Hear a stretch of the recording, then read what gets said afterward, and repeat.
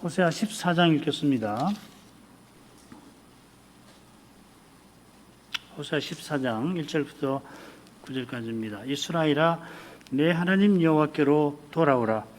내가 불의함을 인하여 엎드러 졌느니라.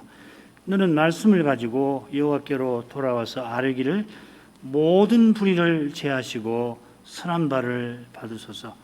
우리가 입술로 수송아지를 대신하여 주께 드리리이다. 우리가 아수르의 구원을 의지하지 아니하며 말을 타지 아니하며 다시는 우리의 손으로 지은 것을 향하여 너희는 우리 신이라 하지 아니하오리니 이는 고아가 주께로 말미암아 긍휼을 얻음이니이다 할지니라. 내가 저희의 폐역을 고치고 즐거이 저희를 사랑하리니 나의 진노가 저에게서 떠났음이니라. 내가 이스라엘에게 이슬과 같으리니 저가 백합화같이 피겠고 레바논 백향목같이 뿌리가 박힐 것이라. 그 가지는 퍼지며 그 아름다움은 감람나무와 같고 그 향기는 레바논 백향목 같으리니 그들에 거하는 자가 돌아올지라. 저희는 곡식같이 소성할 것이며 포도나무같이 꽃이 필 것이며 그 향기는 레바논의 포도주같이 되리라. 에프라임의 말이 내가 다시 우상과 무슨 상관이 있으리요 할지라. 내가 저를 돌아보아 대답하기를 나는 푸른 잣나무 같으니 네가 나로 말미암아 열매를 얻으리라 하리라. 누가 지혜가 있어 이런 일을 깨달으며 누가 총명이 있어 이런 일을 알겠느냐. 여호와의 도는 정직하니 의인이라야 그 도에 행하리라. 그러나 죄인은 그 도에 거쳐 넘어지리라. 이 호세아 그 머릿말을 보면은 포로 잡혀가는 이스라엘이 돌아올 거라 하는 예언으로 끝나죠. 3장 5절이 특별히 그렇습니다. 메즈말도 비슷한 예언으로 끝납니다. 14장 1절, 2절, 4절, 7절, 물론 11장에도 좀 있습니다. 언급한 이 성경 구절들에는 이 돌아온다 하는 이 핵심 표현이 있습니다. 이 슈브라는 말입니다. 간단히 14장 줄거리를 보죠. 1절부터 3절까지 불의함으로 넘어진 이스라엘아 돌아오라 하는 선자의 권고가 나오고 있고요. 4절부터 7절까지는 여호와께서 분노를 돌이키시고 여기 이제 슈브라는 말입니다. 이슬같이 이스라엘로 자라게 하신다는 내용입니다. 8절은 여호와께서 돌아보시고 이 푸른 잣나무같이 그들로 열매를 얻게 하실 것이다. 9절은 의인은 지혜를 깨달아 여호와의 도에 행하나 죄인은 넘어질 것이다. 이 넘어진다는 말이 1절에도 나오고 9절에 나옵니다. 불의함으로 넘어진 이스라엘들어 돌아오라고 선지자가 강권합니다. 이어서 그들이 돌아와서 드릴 말씀을 베풉니다. 그 2, 3절입니다. 이 선지자가 전하는 말씀은 9절에 보면 하나님께서 주시는 지혜와 총명으로만 깨닫습니다. 선자는 이 단락 가운데에서 4절부터 8절까지 해서 이 돌아오는 이스라엘을 향한 하나님의 사랑의 약속을 전하고 있습니다. 하나님이 분노를 돌이키시고 이슬같이 되셔서 이스라엘을 자라게 하십니다. 그처럼 여호와께서 돌아보셔서 이스라엘들어 여호와로부터 열매를 거두게 하십니다. 이런 말씀을 겸손히 받는 이는 여호와의 도에 행하게 되겠지만 이런 말씀에도 여전히 거역하는 이는 그 도에 거쳐 넘어집니다. 심판을 앞둔 이스라엘은 지금 불의함으로 넘어진 상태입니다. 그러나 말씀을 겸손히 받는 이는 넘어져 포로 잡혀가는 현실에서도 여호와의 길을 걸어가게 될 것입니다. 1절부터 3절을 읽겠습니다. 이스라엘아, 내 하나님 여호와께로 돌아오라. 네가 불의함을 인하여 엎드려 졌느니라.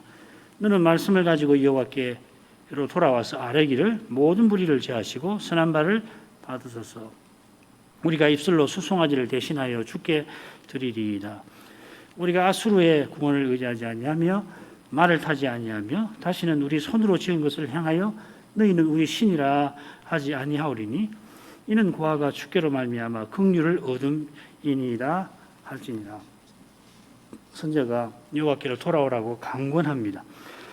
바로 앞에서 13장 마지막이죠. 이스라엘이 이 여호와를 배반하여서 형벌을 받아 망할 거라 선언을 했죠. 그런데 지금 돌아오라 합니다. 이스라엘이 망할 일이 하나님의 뜻대로 이루어지듯이 하나님께서 이스라엘을 돌이키실 뜻이 있어 그러한 것입니다. 그 뜻이 4절 8절에 잘 나오죠. 이스라엘을 돌이키실 뜻이 하나님의 사랑에서 나온 것처럼 곧 이스라엘을 멸하실 하나님께서 이스라엘에게 여전히 내 하나님 여호와이십니다. 멸할 것이라 너는 내 백성이 아니라고 하셨습니다마는 로암이라는 말이죠. 긍휼히 여기지 않겠다. 로루아마 하셨습니다마는 여호와라서 자기 백성을 위하여 친히 언약을 이루려 하시는 것입니다. 이것은 하나님의 거룩한 사랑을 떠나서는 사람이 이해하기 힘든 겁니다. 하나님께서 사랑이시라 이런 놀라운 일을 행하십니다마는 너무도 놀라워서 사람의 생각을 넘었습니다. 이런 사랑은 신학 이론이 다 담아내지 못합니다. 하나님 말씀에서 우리가 만든 형성한 이 교리로서 고백할 뿐입니다. 언제든지 우리가 하나님의 사랑을 붙들어야 합니다. 죄를 범해서 징계를 받을 때 심지어는 내가 믿지 아니하는 자가 아닌가 그런 생각이 들 때에도 하나님의 사랑을 붙들어야 합니다. 거기서 조금이라도 벗어나면은 예정도 언약도 오해하기가 쉽습니다. 죄로 말미암아 내가 선택받지 못했다 두려움에 떨게 되든지 이게 예정을 잘못 이해한 것이거든요. 또 언약의 용어를 행하라 무리하게 요구하게 됩니다. 언약이라는 게 약속을 믿고 언약의 의무가 있는데 그 의무도 믿음으로 받드는 거지 사람의 힘으로 하는 거 아니죠. 그런데 왕왕 이 요구를 무리하게 행하라 이렇게 되게 요구하게 됩니다. 선자가 돌아오라 하고서 네가 불의함을 인하여 엎드러졌느니라 덧붙입니다. 많은 영역본은 우리 한글 개혁과 달리 선자가 고민하는 이유로 새겼습니다. 왜냐하면 네가 불의하여 엎드려졌기 때문이다 이렇게 되겠습니다. 어떻게 새기든지 선자가 이스라엘이 엎드러진 것을 언급한 것은 장차 돌아오게 하실 때에 이스라엘이 불의를 멀리하게 하려는 것입니다. 그처럼 곧 나라가 망하게 될 때에 이 말씀을 기억하는 자들이 언약 백성의 불의를 회개하게 하려는 것입니다. 그 회개를 통하여 이들은 고난의 현실을 견디며 여호와의 약속을 붙들 수 있게 될 것입니다. 선지자의 말씀에서 거룩한 빛을 보는 이는 이 약속과 어긋나 보이는 현실을 또한 이길 것입니다. 이들을 위하여서 선자는 돌이킬 때에 여호와께 구할 말씀을 이어서 베풉니다. 말씀을 가지고 돌아오라. 그 말씀이 이어지는데 첫째로 모든 불의를 제하시고 선한 것을 받으소서 이렇게 구하라 합니다. 이스라엘이 불의로 넘어졌는데 그 불의를 제하여 주셔야지 이스라엘은 여호와께 나아갈 수가 있습니다. 이 불의라는 말이 이 부정과 관련된 그러니까 대속죄의 죄 중에 하나입니다. 아본이라는 말입니다. 마찬가지로 모든 불의를 제하여 주셔야지 이스라엘이 참으로 여호와께 계속 나아갈 것입니다. 작은 불의 하나만 남더라도 그것이 어떤 두려운 결과를 가지고 올지 모릅니다. 틀림없이 두려운 결과를 가져오는데 얼마나 두려운지는 겪어봐야 비로소 압니다. 선한 것을 받으소서 했는데 8장 3절에 이스라엘이 이미 선을 실어버렸으니, 이 선한 것이나 선이나 같은 말입니다. 토브라는 말인데, 이미 선을 버렸으니 대적이 저를 따를 것이라. 이 말씀에 비추어 살피면 좋겠습니다. 이스라엘이 선을 버렸다는 것은 거룩한 백성의 모습, 이게 선이지요.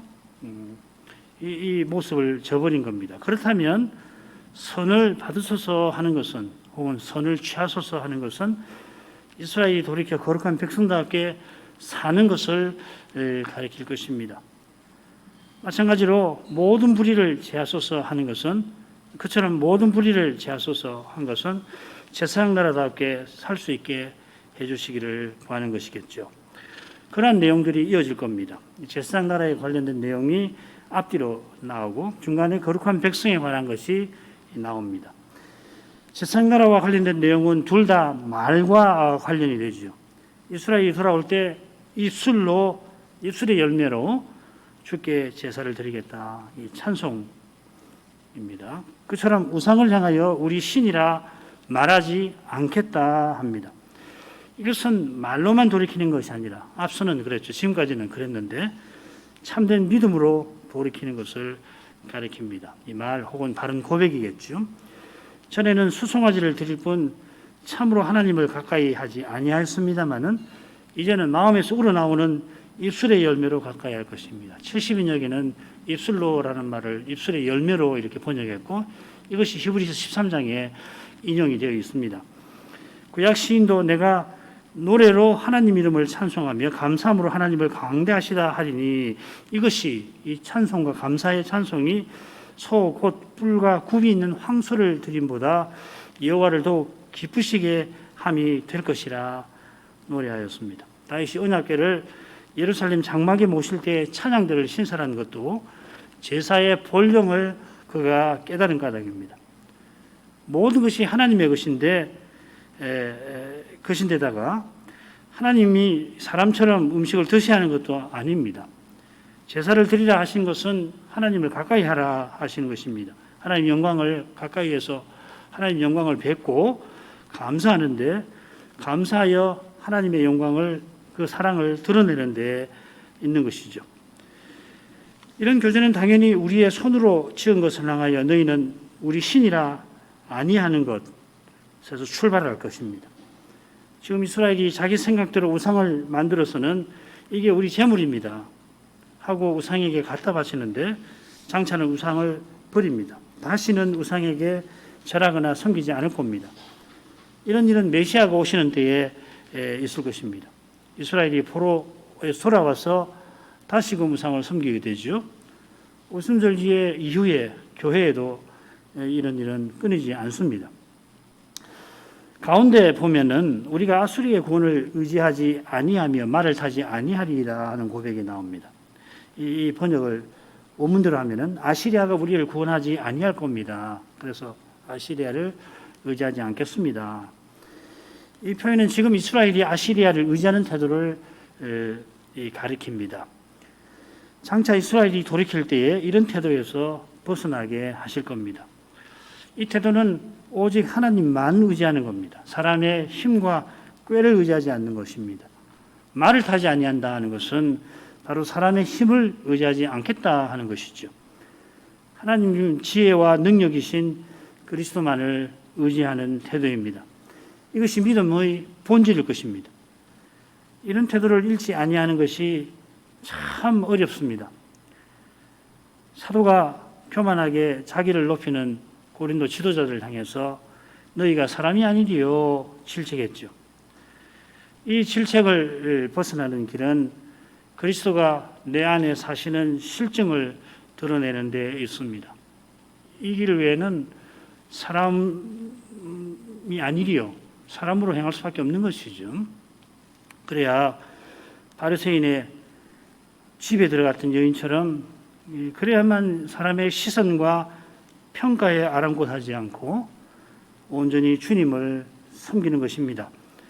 선자는 3절 끝에 이는 고아가 주께로 말미암아 긍휼을 얻음이니이다 하고 이스라엘의 고백, 이스라엘이 돌아와 아래의 고백을 마칩니다.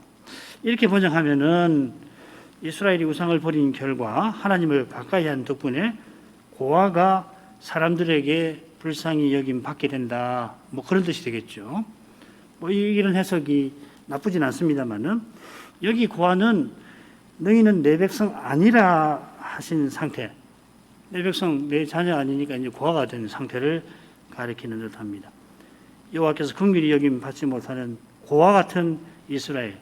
거기 1장에 그 루하마 긍휼을 입지 못하는 거, 로암미 내 백성 아니라고 하는 그 내용 말이에요. 그런 이스라엘을 내 백성으로 내 자녀로 긍휼히 여기실 것이라 하는 뜻으로 새기는 게 좋겠습니다. 두 번째로 가죠. 4절부터 7절입니다. 내가 저희의 폐역을 고치고 즐거이 저희를 사랑하리니 나의 진노가 저에게서 떠났음이니라. 내가 이스라엘에게 이슬과 같으리니 저가 백합화같이 피겠고 레바논 백향목같이 뿌리가 박힐 것이라.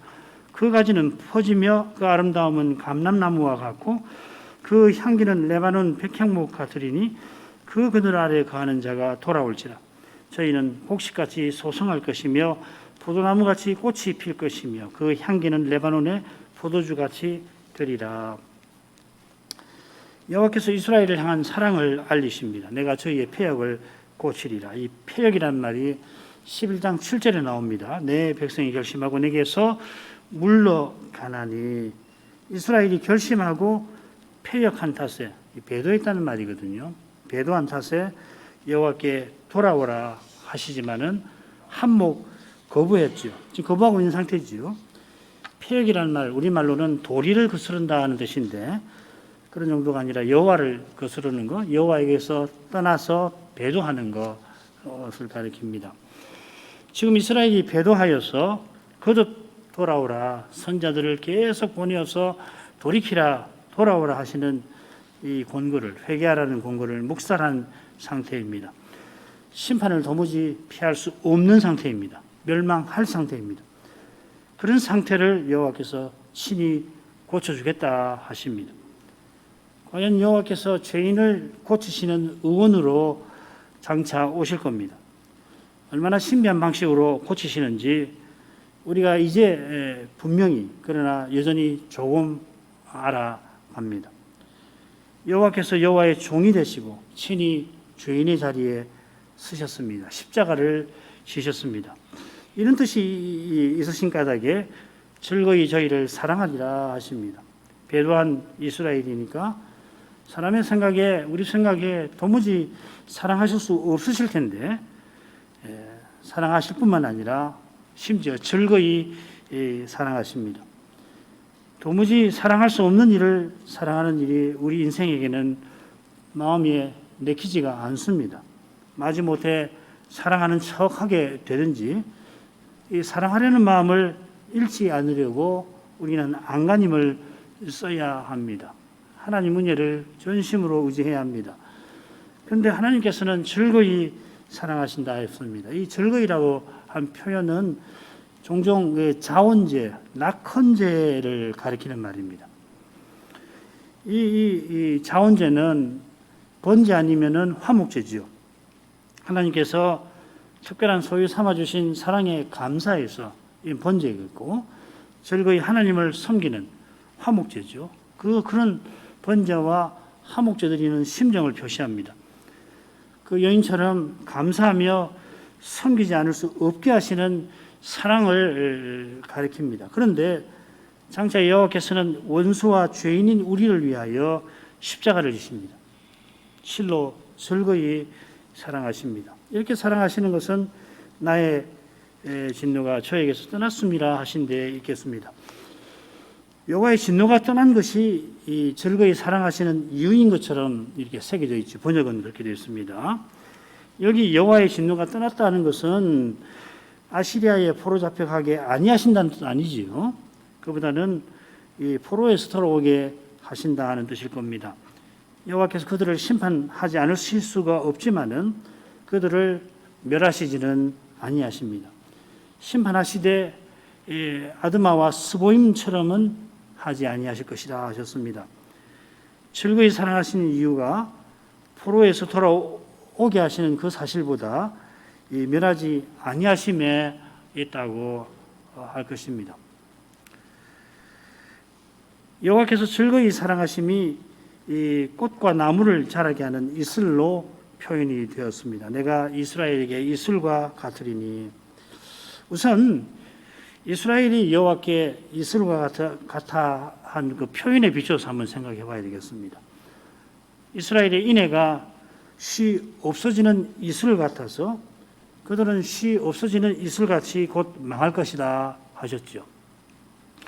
쉬 없어질 이스라엘에게 여호와께서 이슬같이 되셔서 그들이 백합화같이 꽃피고 레바논 백향목같이 견고하게 자라게 하십니다.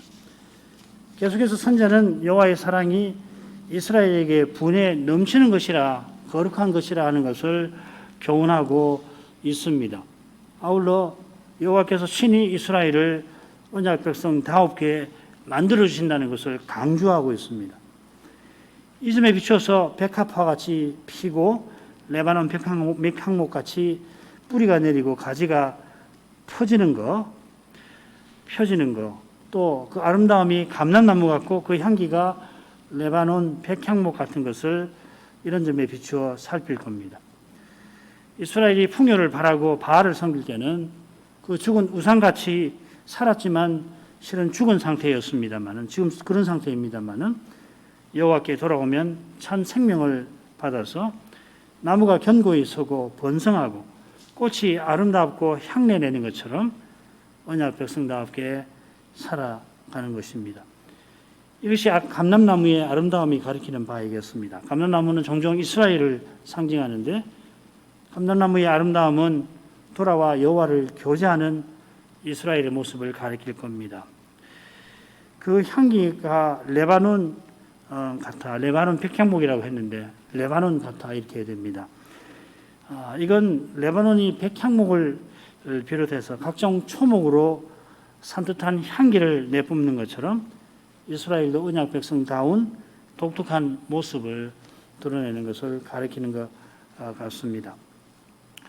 7절 처음에 그의 그늘 아래 거하는 자들이 돌아올지라 하고 이어 계속 그들이 저희가 주어로 이어지죠. 5절과 6절에서 그라고 하는 건 돌아올 이스라엘입니다. 그럼 여기서 그는 누구일까? 질문을 해볼 수 있어요. 돌아오는 자들이 이스라엘이라고 한다면은 7절에 그는 여호와이실 겁니다. 이렇게 해석하면은 8절에서 나로 말미암아 열매 맺는다, 얻는다 하신 것과 어울립니다. 만일 7절에 그가 5절, 6절에 나온 백향목, 곧 이스라엘이라면은 돌아오는 이들은 이방인일 수가 있을 겁니다. 어떤 해석이 더 나은지 단정하기가 어려운 것 같아요. 두 개 해석으로 혹은 이제 이런 거 구분하지 않고 전부 다 이스라엘로 회개하는 이스라엘로 하는 그런 주석이 있지만은 제가 볼 때는 이 둘이 유력한 것 같아요. 그런데 뭐가 더 나은지 모르겠는데 짝을 이루는 8절을 고려하면은 앞에 해석이 낫지 않나 하는 생각이 듭니다. 곡식같이 소송하게 되는 것, 포도나무같이 꽃이 피는 것, 그 향기가 레바논의 포도주같이 되는 것은 5, 6절의 이미지와 비슷해 보이죠. 선자는 열매 맺는 일을 8절에서 다룰 것이라 열매 맺기 전까지 식물이 잘 자라는 모습을 주로 여기서 묘사하는 것 같습니다. 8절로 가겠습니다. 에브라임의 말이 내가 다시 우상과 무슨 상관이 있으리요 할지라 내가 저를 돌아보아 대답하기를 나는 푸른 잣나무 같으니 네가 나로 말미암아 열매를 얻으리라 하리라. 에브라임이 고백을 하고 그 고백에 여호와께서 대답하십니다. 대답하기를 이렇게 되어 있죠. 한글 개역은 내가 돌아보아 대답한다 이렇게 되어 있습니다. 왜냐하면은 그 다음에 나오는 말을 이 여호와의 말씀으로 나는 이렇게 이어지니까 돌아보아 대답하기를 이렇게 했는데 원문은 어떻게 했냐면 내가 대답하고 돌아본다 이렇게 되어 있습니다. 선지자가 이스라엘들로 돌아오라고 하고서 돌아올 때에 고백할 말씀을 베풀었죠. 1절부터 특히 2절, 3절.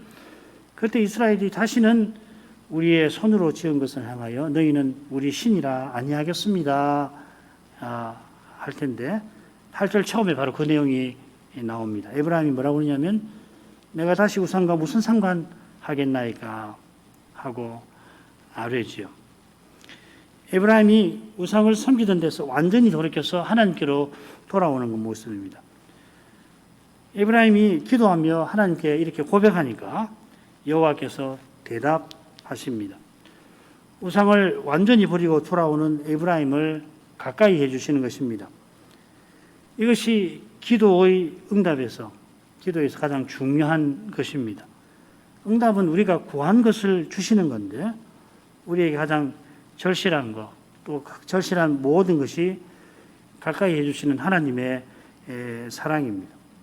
하나님께서 우리 기도를 들으시고 기도하는 우리를 가까이 하시면 기도를 들으시는 것 자체가 우리를 가까이 하시는 것이거든요. 때로는 들으시는지 의심이 들 때도 있고 들으시고 있는 걸 떠나가지고서 도무지 기도하기 어려운 상태에서 겨우 기도하는 경우도 있고 한데 정말 하나님께서 기도를 들으신다면 우리를 가까이 하시는 거잖아요. 기도를 계속 드려야 하는 상황이고 심지어는 기도하면 할수록 눈앞의 현실이 나아지는 게 아니라 점점점 어려워질 수도 있잖아요. 그럴지라도 기도하고 그 기도를 하나님이 들으신다면 사람 생각에는 하나님이 나를 멀리 하시는 것 같고 내 기도를 듣지 아니하시는 것 같고 나를 아예 외면하시는 것 같지만은 신비하게 나를 가까이 해주시는 것이거든요. 이런 점에서 88편, 시편 88편을 이해를 할 수가 있을 겁니다. 돌아가셔서 시편 88편을 이런 관점에서 읽어보시면 도움이 될 겁니다. 우리를 가까이 하시면 하나님께서 가장 원하시는 때, 곧 우리에게 가장 적절한 때에 구하는 그것을 주실 것입니다. 하나님의 때가 우리에게 가장 좋은 때지요. 가장 적절한 때에 주실 뿐만 아니라 가장 적절하게, 실은 우리가 구하거나 바라는 것보다 넘치게 주실 것입니다.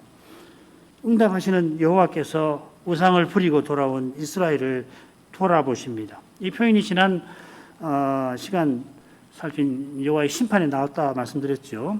13장 7절에 길가에서 기다리는 표범, 이 주시하는 이라는 말입니다. 길가에서 먹잇감을 놓치지 않으려고 표범이 주시하는 것처럼 여호와께서 이스라엘을 다시는 아무에게도 빼앗기지 않도록 돌아보십니다. 빼앗기지 아니하실 뿐만 아니라 이스라엘이 열매 맺게 하십니다. 그 방식이 실로 놀랍습니다.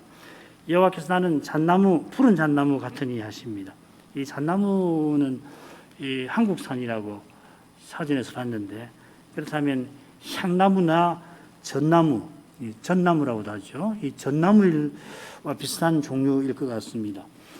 아무튼 이 나무는 늘 푸르고 잎이 떨어지지 아니하는 상록수입니다.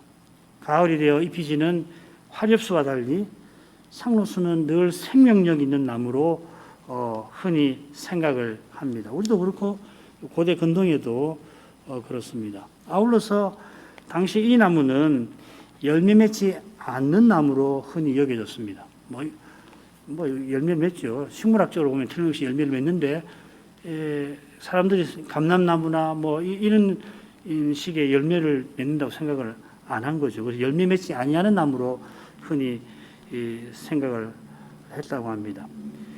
열매 맺는 점에서는 푸른 감람나무가 이미지에서는 오히려 나을 것 같습니다. 예레미야 11장 16절에 보면 좋은 행실을 맺는 아름다운 푸른 감람나무, 흔히 열매 맺지 않는다고 여기는 전나무에 자기를 비기십니다. 이것은 이스라엘이 얻는 열매가 흔한 열매가 아니고 사람들이 생각하는 열매가 아님을 가리킵니다. 이 열매는 사람이 스스로 맺지 못하는 열매, 신비한 열매입니다.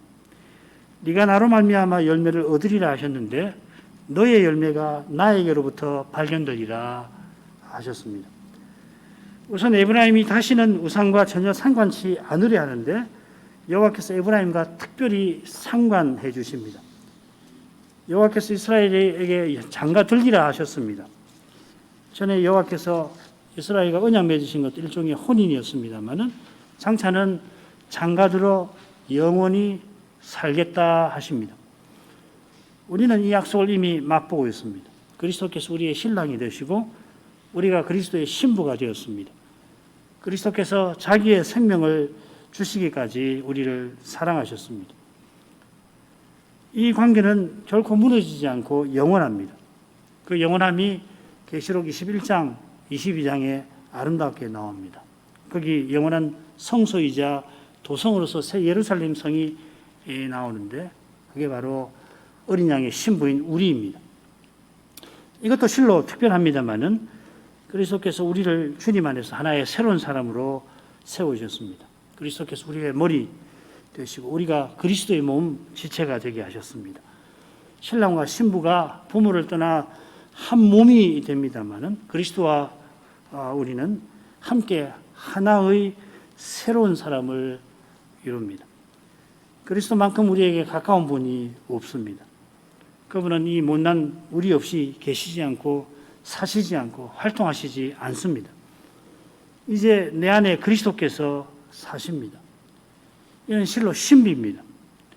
지금은 믿음을 통해서 이 신비의 실루엣을 우리가 볼 뿐이고 그 실체는 우리가 그리스도와 같아질 때 영원토록 맛보게 될 것입니다. 머리이신 주님께서 자기의 새 생명을 내려주셔서 우리가 그 생명을 살아내어 함께 주님께로 자라가게 하십니다. 그리스도의 생명을 받아 그 생명을 살아내니까 우리가 그리스도의 인격과 사랑을 드러냅니다. 이것이 내 열매가 내게로부터 발견되리라 하신 것입니다. 너의 열매가 나에게로부터 발견되리라 하신 것입니다. 그리스도를 드러내는 이것이 그리스도 교회의 바른 자태입니다. 이 자태를 갖추는 것이 이 시대의 그 사명이라, 이 시대 교회의 그 사명이라 우리는 확신합니다. 베드로가 깊어갈수록 오직 그리스도께서 전부인 이 사회가 실로 절실한 것입니다. 이 시대 교회가 반드시 맺어야 할 열매라 할 것입니다. 9절로 갑니다. 누가 지혜가 있어 이런 일을 깨달으며 누가 총명이 있어 이런 일을 알겠느냐. 여호와의 도는 정직하니 그 의인이라야 그 도에 행하리라. 그러나 죄인은 그 도에 거쳐 넘어지리라. 누가 지혜와 총명이 있어 이런 일을 깨달을 것인가 묻고서 이 선자가 자기 예언을 끝맺습니다. 한번 이 호세아가 이 예언서를 어떻게 생각하고 기록했을까 한번 생각해 보시면 이렇게 끝맺는 뜻이 더 생생할 것 같습니다. 다니엘이 느부갓네살의 꿈에서 오실 메시아와 그분의 나라에 관한 교훈을 마침내 깨닫는데 여호와께서 지혜와 총명을 주셨다고 고백합니다. 바울 사도도 이 지혜와 총명은 성신이 주시는 것이라 교훈합니다. 골로새 1장 9절에 보면 신령한 지혜와 총명을 주셔서 하나님 뜻을 깨닫게 하신다 했죠. 이런 일들을 깨닫는 지혜와 총명이 곧 이 씨 뿌리는 자의 비유에 나오는 착하고 좋은 마음과 붙어 있습니다. 이런 마음으로 말씀 듣는 이가 마침내 열매를 맺는 것입니다. 이런 마음으로 말씀을 듣는 이가 호세아가 말하는 의인입니다. 이 의인은 시편 1편에 나온 그 의인처럼 말씀을 주야로 묵상합니다. 주의 말씀을 즐거워하는 이 사람이 여호와의 도, 길을 알고 또 그 길에 행합니다. 그러나 죄인, 여기 죄인이란 말은 이 거스르는 자, 반역자라는 말입니다. 그 주를 거스르는 자는 주의 길에 거쳐 넘어집니다. 주를 거스르는 자는 자기 길을 고집합니다마는 사람의 길은 다 무너지죠. 예를 들어서 지금 이스라엘이 아수르도 찾아가고 이집트도 찾아가고 또 그 앞서서 바알들을 찾아가고 그러나 그건 길이 아니죠. 다 무너집니다. 오직 주의 길만 정직하여 곧다는 말입니다. 야샤르라는 말입니다. 곧다 하는 말입니다. 주의 길만 곧아서 영원히 이어집니다. 사람 눈에는 뭐 고든 것 같지 않고 막 끊어지는 것 같이도 보이지만은 그렇지 않고 주님의 길만 영원히 이어집니다. 주께서 그 길을 가로막는 악인을 넘어지게 하십니다. 시편 1편 5편에 악인이 심판을 견디지 못한다 했는데 이 심판에서 서지 못한다 하는 말입니다. 얼마만큼 하지요? 기도 제목 읽겠습니다. 호세아 선자는 이스라엘들로 돌아오라 권고하며 자기 예언을 마무리합니다. 이스라엘이 돌아와서 포로 잡혀가지 않을 거라 생각하고 권고하는 게 아니라 포로에서 돌아오게 하실 것을 믿고 마침내는 죄와 죽음의 권세에서 완전히 벗어나게 하실 그날을 바라보며 권고하는 겁니다. 선자가 멀리서 바라보았던 그 일이 이제 그리스도 안에서 이루어져 가고 있습니다. 그 일이 이루어져 가는 방식이 실로 신비해서 선지자보다 나은 세례 요한도 다 헤아리질 못했습니다. 그처럼 그 일이 다 이루어지는 그날에 우리가 직접 경험하게 될 그 일은 경험하고도 믿기지 않을 만큼 신비할 겁니다. 이는 그 일을 이루시는 그리스도 하나님께서 거룩하신 데 있습니다. 그 거룩하심은 곧 나라가 망하는 현실에서도 망하여서 포로 잡혀가는 때에도 포로 잡혀간 열방에서도 신비하게 드러났습니다. 바로 이 사실에 선지자가 돌아오라 권하는 이유가 있는 겁니다. 그리스도께서 다시 오시는 날을 참으로 바라는 교회와 신자도 이 거룩한 신비를 일상에서 맛봅니다. 우리 일상이 죄와 죽음의 현실로 이어지는 탓에 연약한 인생은 그 현실에 좌절하기 쉽습니다만은 그리스도께서 고난이라는 신비한 방식을 통하여 친히 구원과 소망이 되어주십니다. 아직 평안을 주시는 지금 우리가 주의 말씀을 겸손히 듣고 이 고난의 삶을 기꺼이 살아가야 합니다. 이 고난은 정직하게 무엇보다 은혜 안에서 죄와 죽음의 현실을 마주하는 데에서 발생합니다. 믿음의 길에서 반드시 고난 받아야 합니다. 우리가 믿음의 길에서 죄와 죽음의 현실을 외면할 수가 없잖아요. 그걸 피하고서 영원한 나라로 가기를 바라는 마음이 있긴 있지만은 늘 생기지만 그럴 수는 없는 것이거든요. 반드시 고난 받아야 하는 겁니다. 죄와 죽음의 현실을 정직하게 대면해야 합니다. 싫습니다. 굉장히 어려운 일입니다. 그러나 해야 합니다. 그러나 즐거이 사랑하시는 주님께서 이런 우리도 기꺼이 고난의 삶을 살게 하실 것입니다. 영광이 주님께 대대에 돌아가게 하시기를 구합니다. 우리도 이 길을 걷고 우리 자손도 이 길을 걷고 주 예수께서 다시 오시는 날까지 존재하는 모든 세대들이 주님께 이러한 방식으로 영광을 돌리게 되기를 바라는 겁니다. 신학교와 신학생들을 위해서 기도하겠습니다. 기도하겠습니다. 걸어가신 아버지, 지난 여러 달 호세아 예언을 함께 살피게 해주셔서 감사드립니다. 선자의 예언대로 메시아께서 이 세상에 오셔서 하나님 언약을 친히 이루셨습니다. 실은 선자들어 예언하신 그 여호와께서 여호와의 종으로 친히 이 세상에 오시고 약속하신 그 일을 이루신 것입니다.